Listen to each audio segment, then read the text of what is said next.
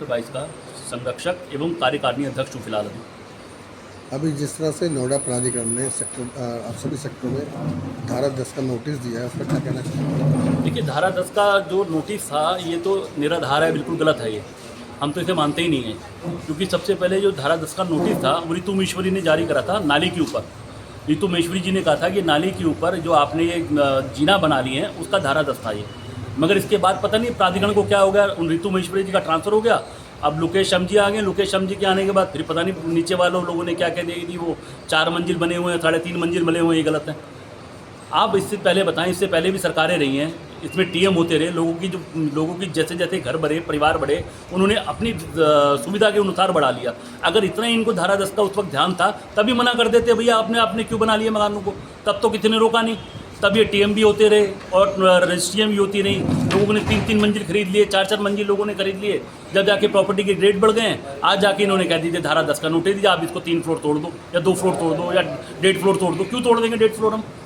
नोएडा प्राधिकरण कह रहे हैं क्या? नहीं, नोएडा प्राधिकरण एक्शन ले सकता है, ये बात चलो उन्होंने कही होगी, धारा 1976 में लगाई हुई। मैं तो आपको एक प्रूफ ऐसा दूंगा कि वहाँ का फार्म है हमारे पास, जो फार्म जब 1976 में जो मकान बेचे गए थे उसके अंदर लिखा हुआ है आप 1 मंजिल, 2 मंजिल, 3 मंजिल बना सकते हैं मकानों को। आप उस फार्म के अंदर लिख के दे रहे हैं, जबकि 3 मंजिल मकान बन सकता है। तो आप मुझे बताओ, जितने 3 मंजिल बना अब तक तो आपने तोड़ा नहीं। आपकी सरकार बीजेपी की भी रही पिछले 5 साल में सरकार होने के बाद भी टीएम ट्रांसफर होते रहे। इतना ही था तो रोकते ना, फिर बंद हो गए करना, तो अब जाके सरकार ने कर दिया। नोएडा प्राधिकरण गलत है। पहली बात तो जनता EWS में और LIJ में कोई नक्शा पास कभी नहीं हुआ किसी का भी, आज तक कोई नक्शा पास नहीं हुआ। नक्शा पास जो हुआ है 112 मीटर से लेके अब नक्शा पास हुआ है। 29 मीटर के जनता में या 60 मीटर के LIG के अंदर कोई नक्शा पास नहीं होता। सब ने अपने अनुसार बनाए हैं। मैं उतनी चीज़ को वो करा है, कोई कहने की नहीं। और ये दिखा भी रहा हूँ, ये बना रखा है, आप इसको देखिए, ये नोएडा प्राधिकरण का वो है। देखिए, ये तो बिल्कुल ही गलत है जो करने को सरकार के आगे और प्राधिकरण के आगे तो कोई लड़ तो सकता नहीं, करना प्राधिकरण ने। मगर ये अननेसेसरी का गलत है, जो यहाँ की पब्लिक के साथ नाइंसाफ़ी करी जा रही है, वो नाइंसाफ़ी बिल्कुल गलत है। आप बताइए, आम जनता यहाँ 1976 में जब ये मकान थे, यहाँ पब्लिक नोएडा में आना नहीं चाहती थी। नोएडा से लोग डरते थे कि भाई हम अगर नोएडा में जाएंगे हमें मार लिया जाएगा, लूट लिया जाएगा, रोक लिया जाएगा। आज बताएं किस तरह से तो पब्लिक यहाँ आगे बसने लगी। नोएडा का नाम एशिया के अंदर नोएडा का नाम हो गया। जब एशिया के अंदर नोएडा का नाम हो गया, ये सबसे पुराने sector 12, sector 22, sector 15, sector 20, sector 19, ये 5 सेक्टर सबसे पुराने थे जब नोएडा ने बनाए थे। और आप आई थिंक तो मैं आपको बताता हूँ, जब मैं छोटा था सेक्टर 12 वाली रोड नहीं थी, और ये सामने जो रोड है आपकी क्या नाम है सेक्टर 59 वाली, ये रोड ही नहीं हुआ करती थी। 56 सेक्टर में छोटे छोटे बैट बॉल खेला करते थे। चैनल के माध्यम से एक निवेदन करना चाहता हूँ परम आदरणीय CO साहब को भी, और आज परम आदरणीय अपने सांसद जी को, परम आदरणीय विधायक जी को, कि आप देखिए जो गांव के अंदर आपने 15 मीटर की जो हाइट निकाल रखी है, दिल्ली में भी लागू हुआ है कि 15 मीटर की हाइट के ऊपर आप 15 मीटर की हाइट तक बना सकते हैं, वो हम पे भी लागू कर दिया जाए। 15 मीटर की हाइट की आप उसके वो जो चार्जेस लेना चाहते हैं लीगली उसको करने के लिए, तो वो चार्जेस देने को भी जनता तैयार है। मगर ये घर ना तोड़ें किसी का। आप बताएं, जिसकी जितनी भी फैमिली होती गई वो बेचारा उस हिसाब से बनाता गया। अन्नू भी है और मैं सेक्टर 22 में रहती हूँ और मैं बीजेपी की कार्यकर्ता हूँ। और जो ये हमारे साथ जो हो रहा है, हम लोग इतने एफर्ट डाल रहे हैं सांसद से मिलने के लिए, पंकज भैया से मिलने के लिए, वो हमसे मिलने के लिए भी तैयार नहीं है। चलो ठीक है, कोई बात नहीं, आदमी तो कल मिलोगे।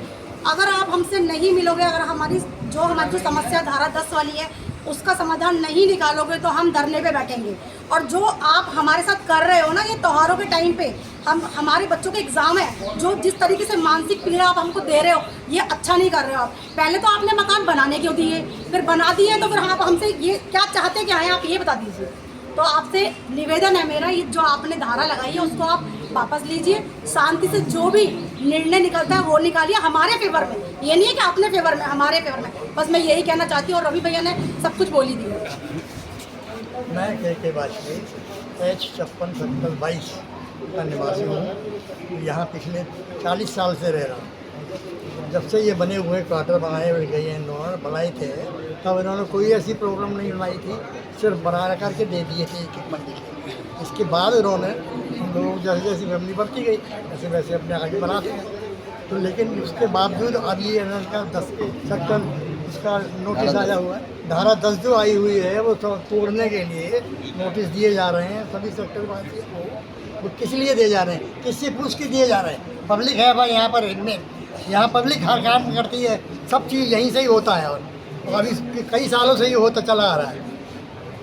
मेरा नाम रमेश शेखर है। मेरा नाम रमेश शेखर है और मैं नोएडा में पिछले 1984 से मैं नोएडा में वास कर रहा हूँ। मेरी आयु लगभग 14 वर्ष है और मैं तब से ही देखता हुआ रहा हूँ कि उस ज़माने में ही लोगों ने मकान 2-3 मंजिल बना लिए थे और कोई ऑब्जेक्शन नोएडा को कभी हुआ नहीं।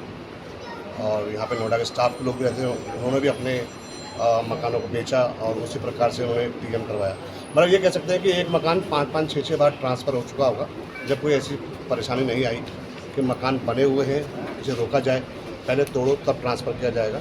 तो ऐसी स्थिति परिस्थिति नहीं आई बन करके। और जब नोएडा में ये जो फ्लैट्स जो पीछे रवि शर्मा जी ने बताया था कि 5-6 सेक्टरों में ही, खाली ये पुराने सेक्टरों में ही लोग आए थे, इन्होंने ही आसपास के उद्योगों को बसाया। उद्योग के मैनेजर, स्टाफ, कर्मचारी सब लोग इसी मकानों में किराए पर रहने आए थे, क्योंकि तब ग्राम क्षेत्र में कोई मकान बने हुए नहीं थे। हम लोग इस शहरी मकानों में ही लोग रहा करते थे और ग्राम क्षेत्रों में बनाने की स्थिति थी भी नहीं, क्योंकि उस टाइम पे उनको मुआवजा इतना मिला ही नहीं था कि वो लोग मकान अपना इतना बना पाएँ। आज शहर में जो एक परिस्थिति बनाई गई है, आप उसको देखिए ध्यान से। गाँवों में, निकटतम गाँवों में 5-5, 6-6 मंजिल बना दिया गया है, उन पर कोई रोक नहीं, जबकि वो लाल डोरे की हैं। लाल डोरा रहने के लिए दिया जाता है, ना कि बिज़नेस के लिए दिया जाता है। वो भी बिज़नेस कर रहे हैं अपना। लेकिन इस पे हमारा साफ कहना यह है कि हम लोगों के परिवार की संख्याएं बढ़ चुकी हैं। हम लोग लिमिटेड अपने उसी ज़मीन क्षेत्र में अपने आवास को एक लिमिटेड क्षेत्र तक बढ़ा रहे हैं, उससे ज़्यादा नहीं। जैसे कि हमें मालूम पड़ा है कि 15 मीटर तक बढ़ा सकते हैं, हम 15 मीटर से नीचे हैं। हमारे ऊपर कोई हवाई जहाज, कोई एयरपोर्ट नहीं है कि निकलता हुआ जा रहा है कि बहुत दिक्कत हो जाएगी। हम समझते हैं कि जिस प्रकार से जो 40 साल से रह रहे हैं उनकी संख्याएं बढ़ी हैं। जैसे कि मैं भी आज के दौर पे तब से रहता हुआ आया हूँ, मैं नाना बन चुका हूँ, तो बहुत से लोग दादा नाना बन चुके हैं, उनके परिवार बढ़ गया है। जब परिवार बढ़ता है तो मकान का क्षेत्र भी बढ़ता है। अब क्षेत्र अपने क्षेत्र में बढ़ाएगा। इतनी महंगाई हो गई है, ये मकान 8,000 में अलॉटमेंट हुए थे, आज 80 लाख के हैं। तो स्थिति परिस्थिति तो खराब होएगी। तो क्यों ना इसको रेगुलाइज कर दिया जाए। जो भी इसका दंड बनता है, वैसे दंड नहीं बनता, अगर कुछ बनता है तो थोड़ा बहुत जो भी एक बनता है 1% मार्केट का लगा करके उसका भुगतान करके हम लोग इसको रेगुलाइज कर दें तो बहुत अच्छा रहेगा। ये हमारी सोच है कि अगर ऐसा कर दिया जाए तो बहुत अच्छा होगा। और हम पूरी उम्मीद करते हैं क्षेत्रीय विधायक और सांसद जी से, हम लोगों की परेशानियों को समझेंगे और इस बात को आगे रखेंगे, ऐसी हम कामना रखते हैं। 20 सेक्टर 22 में रह रहा हूँ और ये जो धारा 10 का जो नोटिस दिया गया है, इस पर मतलब हमें आपत्ति है और हमें इसके खिलाफ ये है कि जो भी सरकार ने डिसीजन लिया है गलत लिया है, हमारे लोगों के पक्ष में नहीं है। तो हमें इसके लिए रिक्वेस्ट है कि इसको वापस लें। नमस्कार, मेरा नाम हर्ष मिश्रा है। हमारे सम्मानित सदस्यों ने पहले ही सारी बात आपको बता दी है, पर हम एक चीज़ बताना चाहते हैं फाइनल, कि जो गांव वाले आजकल अपनी जो मांगे हैं धरना दे के पूरी कर लेते हैं। अगर प्राधिकरण को किसी भी प्रकार की ये गफलत ना हो कि वो गांव वालों की तो मांगे पूरी कर देंगे और हमारी सेक्टर वासियों की मांगे अगर उन्होंने नहीं मानी किसी भी प्रकार से, तो हम युवा शक्ति पूरी धरना देगी और अपनी कायदे से बिल्कुल अपनी मांगे पूरी कराएगी और हम अपनी मांगे लेके ही रहेंगे। की गफलत ना हो प्राधिकरण को, हम प्यार से मांगेंगे, बिल्कुल कोई वायलेंस नहीं करेंगे। पर संघर्ष हमारा नारा है। पर भोले भाले अगर जनता को प्रताड़ित किया जाएगा, उनके अगर हनन किया जाएगा उनके हितों का, तो हम धरने पे भी उतरेंगे। और ग्रामीण जो धरना है, जो टिकैत जी का धरना है और ये खलीफा जी का धरना है, इनसे बड़ा धरना दे के दिखाएंगे अगर हमें प्रताड़ित किया जाएगा और भोली वाली सेक्टर की जनता को प्रताड़ित किया जाएगा। बस मैं इतना ही कहना